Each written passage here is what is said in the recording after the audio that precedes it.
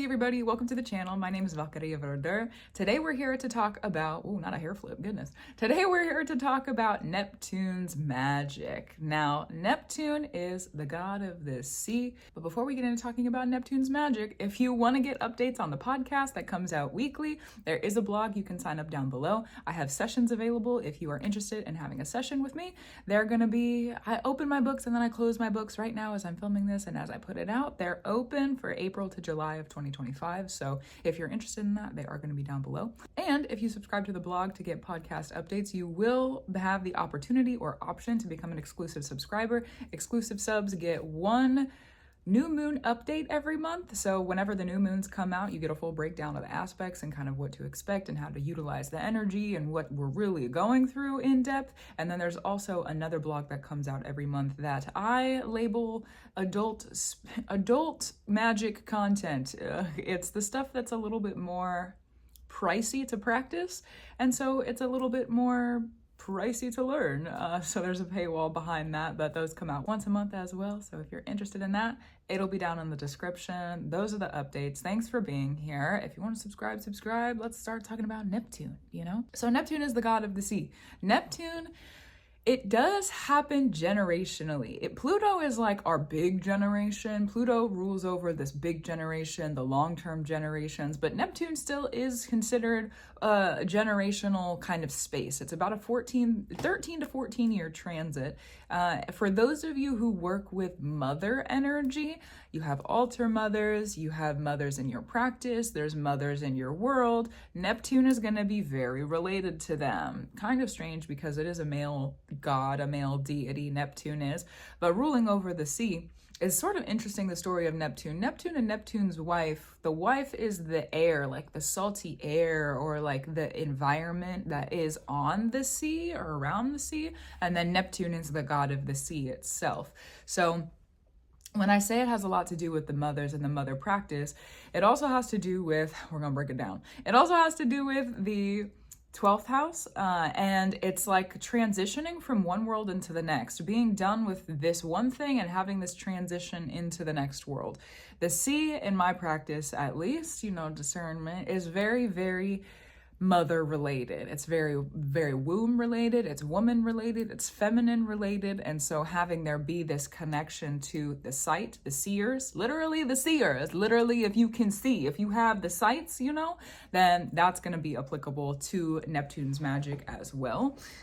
Neptune's magic, if you're looking at your chart, so if you wanted to break it down astrologically in your chart, look at your 12th house, look at what that's ruled by. If you're looking at your Neptune and what that is ruled by, because again, generational, it's going to be a big sort of time frame of that Neptunian space. The Neptunian, okay, funky spunky, hopefully not so clunky, hopefully not so junky, just a little bit of funky spunky. So anywhere that Neptune is in your chart, the house that it's in, what it's ruled by, and then what rules your 12th house as well, those are going to be involved in your sights, your seeings, and your transitions. This also has to do with offerings. Now, I'm going to plug a video, whatever corner it shows up in, about offerings and how to make an offering and kind of what that's associated with. Pisces is really like the sacrifice and how much you need to sacrifice to make it to the new beginning. How much do you really need to sacrifice so that you can have what you're asking for? Now, if we're plugging this into like a magical practice or looking at this in the sense of like an altar space or giving offerings, how much are you offering to the spirits that then goes through the veils out into space wherever, and then eventually comes back and returns to you so that you can have the transition for what it is that you were offering for when you made the offering. So it's like you make the offering, go to the altar, you go out into nature, you talk with the spirits, you bring the offering over here, and then it gets sent up to them wherever they are out in the realms and the spaces and the places, right? They're gonna work the magic that they do, because that's having a relationship with the spirits, that we work together. That's how it is. And thank the gods. Thank the gods we work together. Okay, so that's going to be up here. Then, dependent upon your relationship with that spirit, dependent upon how much work you've done with them, dependent upon kind of what it is that you're asking for. Did you ask anything in that offering, or did you just go make an offering? How frequently were you making them? There's a lot of different kind of how do I say, substitutions of words that could go there to be descriptive of like what that is. Because let's say, for example, that you know that you need to be consistent with your work. This is going to be kind of more for the Neptune and Capricorn generation. Neptune and Capricorn is making sure that you're making offerings consistently all the time. You don't really get a break. You don't really get a rest. You do, but only after you've earned it, only after you really are allowing yourself to make those transitions, only after you've really kind of overdone it a little bit. Anything Pisces in the 10th house as well. If you have Pisces 10th house relations or Neptune's in the 10th house, that's going to be applicable for you too. So it depends on what is the ruler of the Neptune, and then also again, like what house is your Pisces in and what is that 12th house ruled by. Tapping into those energies of the houses and the ruler of the 12th house, also the Neptune ruler, that's going to let you know, what do I need to offer? When do I need to offer? How much do I need to offer? Because once you make the offering and it goes up, and how you make it, to who you make it, there's a lot of different variables in that equation. It goes up into the sky, the realms, right? And eventually it comes back down. So you send it up, then you walk through time, they're working what they need to work, and eventually it lands again and then comes back to you. So that's why it's this kind of like elusive veil work, sea work. Another association that I like to put with the Neptune Piscean sort of magical space is the rain cycle. If we send our water up to the sky, it eventually has to come back to the earth. It eventually has to come back to the ground. So that's another part of this magic.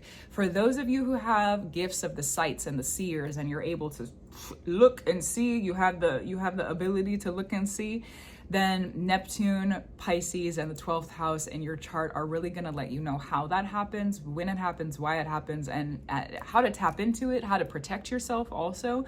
You look at the stories of those different associations within your zodiacal, is that a word? It's really actually a word. Oh my God, cool. I didn't know that. Here we are now. Zodiacal, in your zodiacal space. So if you're looking at where Neptune, Pisces, the zodiacal stories, like where your Pisces, the house that it's in, and what that house is associated with. You could also, the way that I do this too is like, say that you have Pisces in the 10th house. 10th house is normally ruled by Capricorn and has a Saturn influence. So looking at the stories of Capricorn and Saturn, understanding that the Pisces energy is what rules your story of your house of Capricorn, rather, your house of Saturn. So it's like an influence on it, indirectly influencing it. I'm somebody who really always looks at the indirect influences, because there's gonna be like little gems that you pick up along the way that if you just looked at it directly, you were never gonna find. So that's something that I would look at. Looking at the 12th house ruler is gonna let you know kind of how you make those transitions. How do your eyes work? Hello. How do your eyes work? How do you sight things? How do you see things? And then the Neptune in your chart would be the representation of the eyes itself. Crazy. So if you're looking at the Neptune, that's really true. Oh my gosh. That's really true. So if you have Neptune in the chart, wherever it is in the chart and what it's ruled by in the chart, that's going to show you, who are you in your eyes? What are you in your eyes? What's with the eyes? Where are they going? How are they working? And kind of like the story behind them or the associations with them. And then the 12th house will show you kind of like how your eyes pass through those transitions. How do you see through the veils? So the Neptune placement's the eyes. 12th house is, how do I see? How do I see? Not just the eyes, but how do I see? And then the Pisces house, how can I actually utilize this energy? So say that Pisces, again, I'm going to use the 10th house example because we've got Saturn in Pisces right now. So the association is going to be kind of affecting all of us when this video comes out. Pisces in the 10th house would be like, okay, so if you've got Neptune, here are my eyes. The 12th house in my chart, this is how I see. If I've got a Pisces 10th house, okay, so eyes and the sight are being used to build something. They're being used to grow something. This is where they ground. This is the house it grounds in. So if it's being grounded in the 10th house, then it's like the hierarchies and building structures and having promotions and the structured, regimented, all the time stuff of Capricorn and Saturn. So if you're looking at that Piscean house, the Pisces house is going to let you know, okay, I have the gift, I'm using the gift is grounding on the earth, the gift is grounded here right now. That's the Pisces house, the third step. So if you go take a look at those in your chart, it'll let you know how you're a seer. How do you see? What's the sight? What's the seeing? That's pretty interesting in my opinion. Neptune also can let you know, especially, how do I say this? It'll let you know how other seers interact with you. that process, these are my eyes, this is the sight, and this is how it's grounding, this is how I'm utilizing it. So the Neptune, I'm gonna go over it again, the Neptune, and then you have the Neptune, the 12th house, and then the Pisces house grounds it, right? Okay, so if you're working with that, sort of all three of them together, that is your process of sight, and it's also how other people can process the sight of you. So if someone taps into that energy, then and those processes and how it grounds, people are gonna see things about you. People are gonna see kind of like how you see. You could look at how other people see also, based on astrology charts. It could be like a fun thing to do with your friends, get together. If you have friends that you can relate astrology charts to, and ask, look at your Neptunes, if you have friends around your age, probably you're gonna be the same Neptune ruler, and then looking at the houses of the 12th house and the Pisces house and kind of relating, how does this work for us? How do we see together, or how do we see each other, and how do our processes work together? Because then you start to get into more collaborative magic, and Neptune and Pisces in the 12th house, it kind of requires that we do have collaboration.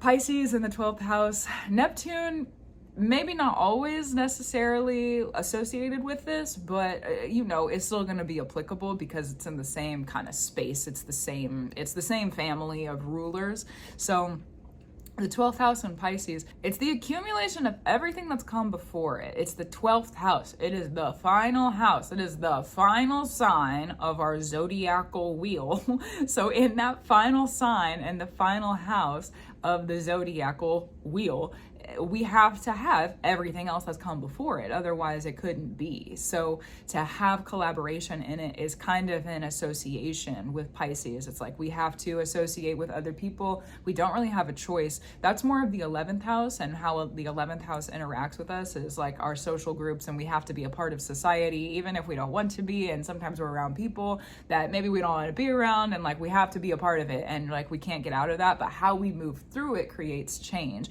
And so how we move through it then, when we're collaborating with other people, especially within the sights, the seeings, and the magic, that is going to be the 12th house relation. And it also helps us to understand how are we grounding the spirits here on the earth. If I'm practicing something and I walk out into the world and I'm using my sights and I'm walking in my magic, as I do every day, because that's just who I am. Even if, maybe I don't leave the house every day, but it is. So yeah. And when I practice stuff and then I walk out into the world, I'm grounding the spirits in a very, very, specific kind of way. But then who I'm interacting with and how I interact with them, that changes how the spirits of our place in our space when we're sitting together, how those spirits are grounded and how those sites are grounded. So it also lets you know that Neptune Pisces 12th house space, it'll let you know how your collective magic alters. How does the collective collaborative magic alter? First though, understanding the sites and the process, and then how you ground specifically, because Pisces, this is why I say it, okay? Pisces is the oldest, the wisest, the most learned trickster in our astrological wheelhouse. Gotta love them. No, you don't have to actually, but it's sometimes being the oldest and wisest trickster can get you, how do I say this? The way that I explain this to people is like, if the kids are in the house and they're bugging mom and dad have to get chores done, mom and dad have to get dinner cooked, whatever's going on, it's grandpa who comes in, grandpa, grandma, whoever, the one who is the trickster, the grandfather or the grandmother who's the trickster, the oldest, wisest trickster who's in the house, right? And they're like, oh, kids, I saw this thing out in the yard. I saw this thing in the bedroom. Can you help me find it? The thing that they're asking for doesn't exist. It's just a trick. It's just a ploy to get the kids to leave so that the parents can do what they need to do. So Pisces, when it comes to the trickster spirits and when it comes to the schemy, the plotty, planny, schemy, the stuff you can't see, because there's a lot of blinding aspects to Neptune Pisces in the 12th house. If we are blinded, more than likely it is in that house, or it's going to be Scorpio 8th house related, but more on that in another video. 12th house though, if we're blinded, that's going to be the place and space where the blinding is probably happening. So in the blinding, in the blindness, if you are able to identify, this is how I see, this is the process of how I see, and this is how I ground things, then you can start to relate when you're out in the world. The process of how I see has changed, which means someone else is probably watching me, or there's another seer in the area, or the spirits that are here are maybe a little bit different than I'm used to. Let me pay attention, let me clock it, let me understand, because if I can sit and understand that my process of sight has altered and changed, and I can see how it has changed, I can see kind of how do I feel about it, what's really like, what is the new process, how are my sights working right now, how am I grounding those spirits on the earth? Okay, well, this area that I'm in, or the people that I'm around, or kind of the nature, it could be the nature spirits that you're with too, this is how I'm being altered right now, this is how I'm going through transition, this is how I'm changing currently. And then you can kind of discern, is it necessary for you to stay there? How are you able to work that energy how you need to work it? It gets you more of like a grounded space instead of just the kid can be like, Grandpa, that thing isn't real. It's like a kid waking up and being like, I know the tooth fairy doesn't exist. Or realizing the illusion of the parents. You know, it's like when the kid wakes up and they realize something that's like a real truth. So if you, yeah.